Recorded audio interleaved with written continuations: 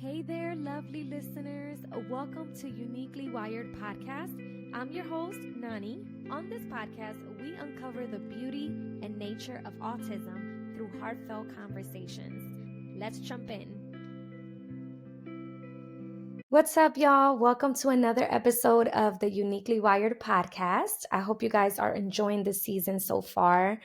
On this episode, we are going to dive into the topic of behavior strategies, knowing what it is, a meltdown and a tantrum. So, just a really quick background story about me, if you didn't know. I was a behavioral technician. I used to work for an ABA agency back in, what was it, 2022? Yeah, I think it was 2022. So, like 2 years ago, I was with an ABA agency. I was working with two clients.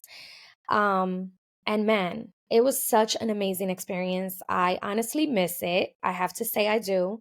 But the reason I had to let it go after just a few months had nothing to do with the agency, but perhaps everything with myself. I just think I took upon this decision of working for an ABA agency or just working in general after being a stay-at-home mom for so long, um, without realizing how much of myself it was going to take.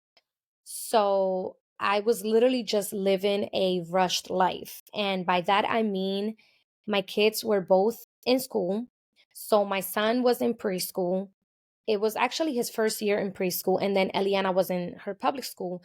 So I was literally dropping my kids off and rushing to see my client in his school because one of my clients was in the school. So I had two clients, one was in the home, the other one was in the school. So I had to like rush, get to them. After that, within just a matter of those 3 hours of working with them, it was already time to get my son and then get my daughter. So it was just a lot. Thankfully, I did have a babysitter. She was one of the youth from our church. She was able to watch Jacob whenever he had a down day, which he had a lot of them. But yeah, it was just a lot of chaos going on. And I feel like I was finding myself being burned out because I was coming home just exhausted. And even though it wasn't even like midday, it wasn't even 3 o'clock. Well, actually, it was 3 o'clock by the time I got home, but it wasn't even dinner time. But I didn't even want to cook. I didn't want to do anything. I was just exhausted. I just wanted to rest. Um, so yeah, it was just a lot. But long story short, I learned so much by working with an ABA agency. I learned a lot when it came to meltdowns, behaviors, tantrums. I just learned a lot. And I feel like I was able to cope with my kids' meltdowns or even little tantrums that they will have in a better way than I did before. Um, so let's talk about understanding the triggers of a meltdown or a tantrum. So you want to identify these triggers, right? So you want to keep a journal to know what's causing those meltdowns and tantrums. And by the way, I'm looking at my notes. So common triggers can include sensory overload, which is a very common one. um Changes in routine, another common one that can trigger these meltdowns, and communication difficulties. So I don't know about you, but as you may know, both of my kids have a communication device, and so I'm grateful that we have that tool. But before we even got a device, my daughter used to experience a lot of meltdowns, and my husband and I will find ourselves like not knowing what to do. Like, what could be causing this meltdown? And, as parents, we go into panic mode. We want to be the fixers. We want to make sure we figure this out as soon as possible. We start stressing ourselves out without finding really the cause and what's triggering that. And back then, I can't tell you that I knew it. Now, I can tell you that it was definitely a communication difficulty. And why do I know that? Because once she received her device and she started learning how to communicate herself, those meltdowns began to decrease. So I would say that AAC played a big role in this, right? Helping that. Another thing is predictable routines. So establish and maintain a predictable routine to provide a sense of stability and reduce anxiety. So the sensory overload can include that anxiety. So they could be getting anxious about something and it's just triggering them. You're not realizing, but realizing it. Sorry. And if you are not keeping a consistent routine, you are just going to have your child all over the place. So if you are noticing the meltdowns are just happening so frequent, then definitely take a look at the routine and how you are, either being consistent or not being consistent. Okay. Number two, I would say is prepare for transitions. Prepare your child for those transitions. Whether it is that, let's say, this Monday they're not going to school because they have a doctor's appointment, I would say the week before, even 2 weeks before this appointment, I will begin to prepare your child. Give them a visual, right? Give them a visual. Use visual schedules to outline daily activities. So in our case, we use, I'll either prepare a scene for my kids or I'll just use their device to prepare them for that, right? So, like the other day, my daughter had her eye doctor follow up appointment. And so I had already been preparing her since the week before the appointment, just kind of letting her know we have a doctor's appointment, an eye doctor appointment at that. And I would say she did wonderful. For her second time to be at the eye doctor, she even covered her eye. She read the letters because she knows her letters and her shapes. Just because she can't have a conversation with you does not mean she doesn't know these things. She knows her numbers, she knows her shapes, she knows her colors, she knows her alphabet. So I was very impressed only because her first visit, when she was getting ready to receive her glasses, she was not, I'm telling y'all, she was having a whole meltdown. She was not interested. And I had prepared her for that visit. So I had even gotten books on like her getting glasses and things like that. So, sometimes even doing the visual schedules, it might not even go as planned, but you're still hopeful, right? And that's all that matters. You did what you had to do. So it just reduces anxiety. Also, social stories. I hear a lot of families do this. So create social stories that explain upcoming events or changes in routine in a simple visual and narrative form. So I know I did something like that when Eliana was getting her glasses. And that's a complete new thing for her, right? Doctor's appointment, most likely at least twice a year, you're going to go to the doctor's appointment, right?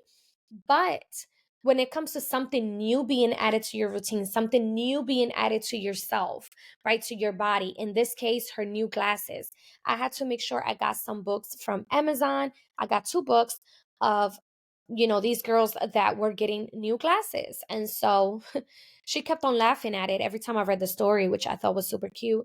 But also, I used my husband in this case, who wears glasses. At least he's supposed to be wearing glasses on a daily basis, but he's not being obedient. That's a story for a different day. But anyways, my husband, I encouraged him to put his glasses on and, so she can start seeing him. And also by the time she got her glasses, it was a little difficult in the beginning because again, some sensory sensitivity, some discomfort. I mean, it's glasses, okay? And if you are someone that wear glasses, then you probably know how she was feeling, right? But yeah, just preparing them, right? Another thing is to develop coping strategies, right? So calming techniques could include teach and practice calming techniques such as deep breathing. I feel like that's something we are starting to do again with Eliana because now she's going to be 8. And I feel like before, when I heard about this and she was so little, she was like 2 or 3, she was not interested in no breathing techniques. Like she just wanted to cry. So I know that this could be a little difficult for some of you. But counting to 10, like right now, she knows how to count. She knows her numbers. So counting to 10 or using a favorite sensory toy. So if there's something that they really favorite, get that thing out. Even if it's going to be hard to get them away from it eventually, but get it out and help them, show them these coping mechanisms, teach them these coping strategies. So I know with Eliana, whenever she would have a meltdown, I would go ahead and sit her at the table and give her slime or give her, Play-Doh or give her what's that other thing? Putty. These are things that just calms her down and just like makes her feel better and safe because these are things that she loves to do. right? Another thing is safe spaces. Designate a safe space, a quiet space where the child can go to calm down when feeling overwhelmed. And you should know when your child is beginning to feel overwhelmed, when they're starting to get those sensory overloads, find that safe space, create that safe space. If you don't have one right now, I suggest that you create a safe space so when that do happen, you have something designated just for that moment, right? If your child is one that loves to throw themselves back or just loves hurting themselves, pad that wall up, get some padding for the wall. They sell them on Amazon. You don't have to go super fancy or expensive, guys. Literally get the most affordable thing and just have that safe space and make sure you have those padded walls, because if your child is one that likes to harm themselves by banging their heads on the wall, which I've heard of many occasions, they're going to go straight to whatever they see and they're just going to hurt themselves because they just want to feel better. And for whatever reason, that makes them feel better, right? But you want to avoid them literally cracking their heads open. You can let them have their time. That's not you stopping your child from regulating, right? But that's you protecting your child so they're not like completely bloody murder all over, right? So definitely just keep that in mind. Also, let's talk about during a meltdown and a tantrum, like what to do. This is very important. And as you guys know, I have a, you know, autism presentation that I share with churches, and it's been such a blessing. And every time I get to the topic of meltdown and tantrums, everybody has like a question. So, first and foremost, you're going to stay calm. You are going to stay calm, remain composed, keep your own emotions in check. This is important, okay? Staying calm can help de escalate the situation and model appropriate behavior for your child. Or if you're a teacher or a therapist, this is something that you can consider. Also, speak softly. Use a soft, reassuring voice. Don't be loud, don't be extra. You know, catch yourself when you are doing that and really check yourself and speak softly. Another thing is ensure safety. What I just mentioned. Every child just experiences a meltdown and a tantrum differently. So you want to be aware of that. Um, Another thing is to provide sensory relief. So reduce stimulation, lower lights, minimize noise, and create a calm environment. Have sensory tools such as a weighted blanket, noise canceling headphones, fidgets, whatever it is that your child, it just brings happiness to your child. That's the best that I can put it, right?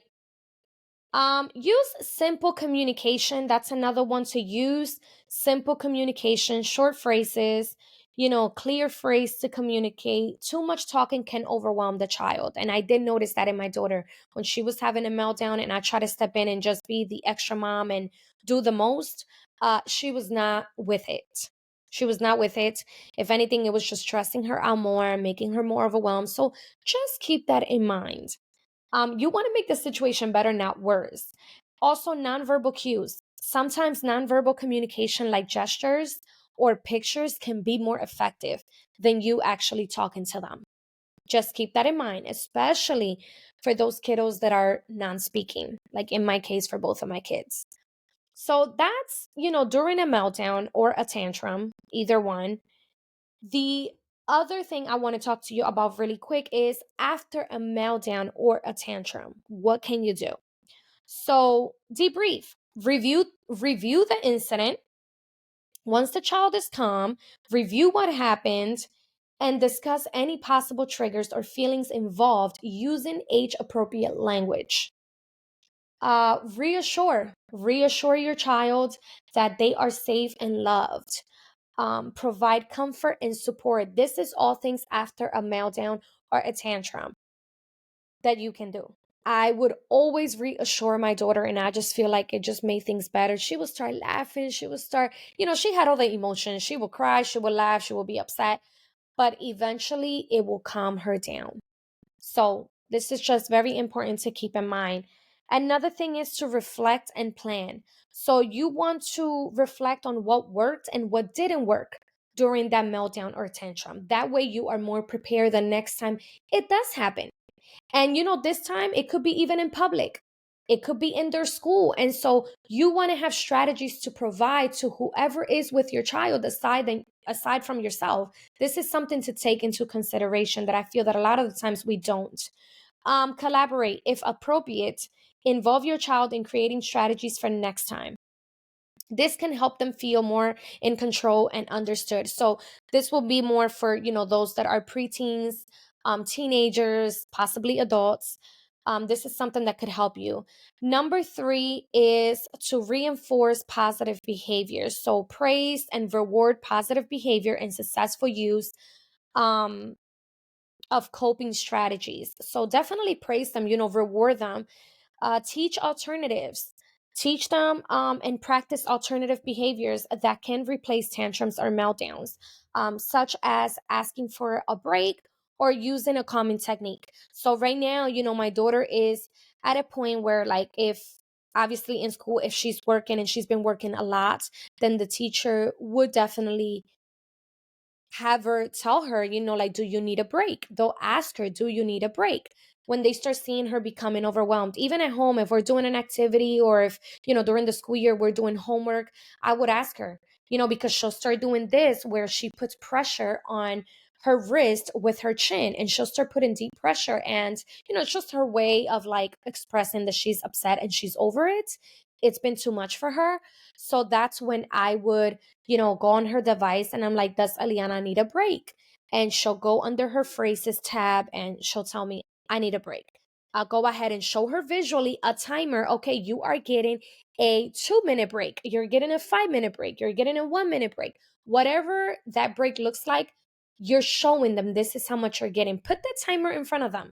Like if she's wanting her iPad during that time because she wants to decompress, cool, you're getting your iPad, you're going to be on it, but this is how much time you have left. You have 2 minutes with iPad. And just being, listen, you have to be stern. You have to be stern. You want this to work in the long run, it starts now and you have to be stern. I know that it is hard, especially when your kids are younger, like in my case. It's hard. It's hard because there's sweet faces, you just feel bad. But if you let it go by for too long, listen, it's not going to work in the long run. I mean, it's just what it is, right? And maybe it does. I don't know. I can't determine that. But in my case, no, that's not going to work. We're going to learn now. And so I will show her, I will have literally, not my phone timer, I will literally have a visual timer.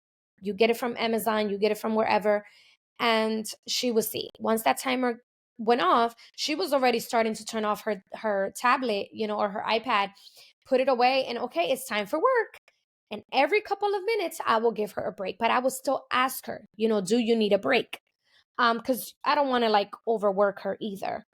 So, yeah, reinforcing those positive behaviors.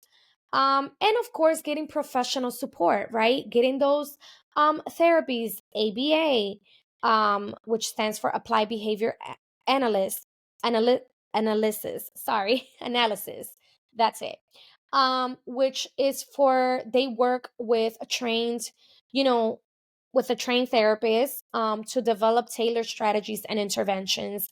You can also work with an occupational therapist. They can help with sensory integration and developing coping skills. This is great as well. And also, listen, get some parent training. I think all of us as parents of autistic children, we should have some type of training. Um, there's workshops, there's courses that you can take, there's support groups. So there's just so many things out there right now, I feel, that we can take. I was just talking to a friend, we went to visit them and we were talking about how we think everybody, we think that CPR should be a mandatory thing in this country. Something was to happen. Why are you waiting for 911? Start that CPR, those compressions, if something is happening to that extent. And then while you're at it, call 911 or have someone near you call 911, like it's just things like that. I think it should just be mandatory, get that training, get it going, and just educate yourself, guys. The help is out there. So, you know, this is pretty much for this episode. I felt like I just want to go straight to the point with this and just provide those strategies and those things that you can do to help your child when they're having a meltdown or a tantrum. So I really hope this was helpful. And if it was, don't forget to leave your review. Don't forget to subscribe on YouTube. And don't forget to follow me on Instagram. So I will see you guys again on another episode of the Uniquely Wired podcast. Thank you for joining. And that's a wrap for today's episode of Uniquely Wired podcast. Thank you so much for tuning in and sharing this space with me. If you enjoyed this episode, don't forget to subscribe, rate, and share. Until next time.